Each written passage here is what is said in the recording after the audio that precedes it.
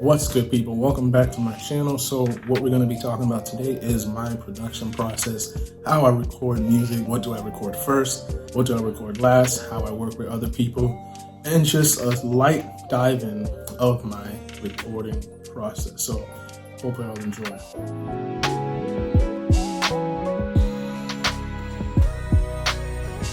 Right now, I'm just making sure that everything is labeled, all the tracks are in the right order, nothing is out of place, all the instrumentation is there, I can recognize what I'm looking at quick and efficiently.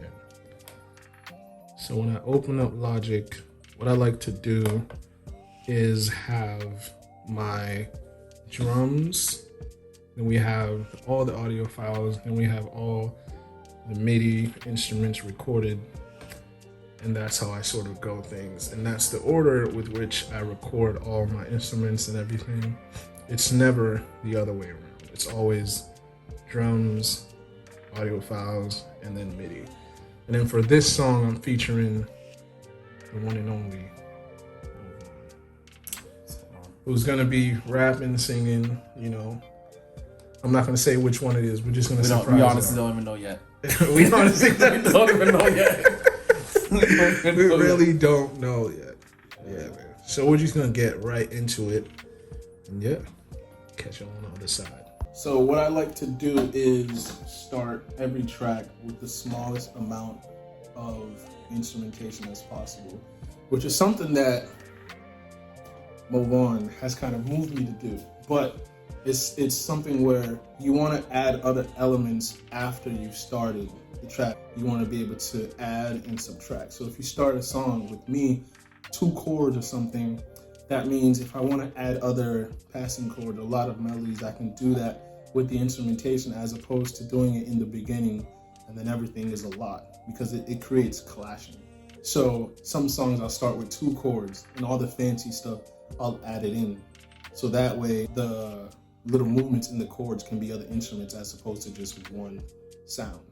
So that's kind of how I do the tracks. You have the drums, then you have 2 chords, 3 chords, and if I add more chords, you'll hear them in other instruments. Every artist has their essential sounds that they add into their tracks.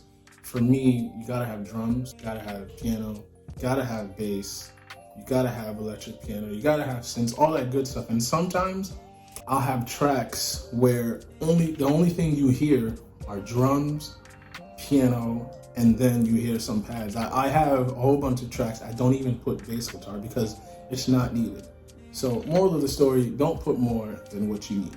The next step would be to record vocals, because I've already done the whole music part, the instruments are done. Sometimes you can do this remotely, send people files, send them back.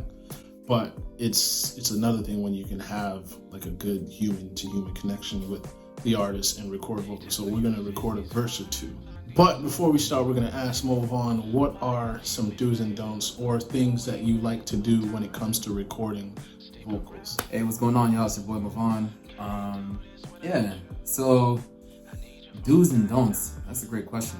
One thing that I always do when I go into the studio, when I'm like recording a track, is I always try to capture the feeling of the track itself. And that might look different to some individuals. I took this element from jazz called scatting, and so I do that to really capture the feeling of the track. I'll go out and I'll listen to a totally different genre, and I'll do that. I'm like, oh yeah, I noticed that they did this with their vocals, like as far as like how they decide to deliver. What I don't do is I try my best not to limit myself. Although I'm writing, I try not to say, oh, the only way I can absolutely finish this song is if I continue writing to the end. Those are a few things that I do from the seat at the studio. That's kind of his process on recording vocals. The cool thing about working with people who know how to mix or produce their own music is sometimes I won't do any edits to the vocals, and it just saves me the work. And then he'll send me back all his stuff or all his edits. So then the only thing that's left to do is mixing and mastering. All the plugins that he would use, that's up to him. You know, it's good to have options. Dang. Yeah, do them credits. Yeah. You get all your little mess ups. Yeah, smooth. I like that. Look at you, man. So, what was I gonna say? That is how I go on about my production process. Recording what instruments I use, the order of the instruments, working with another artist on.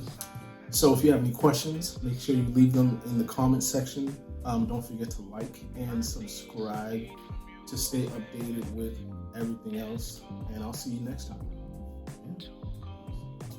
And that's a little bit about my writing process. So I'll be happy to explain a little bit more later. But yeah, man, this won't be the last time I'm on here. My boy Will, you know the vibes. Yes, sir.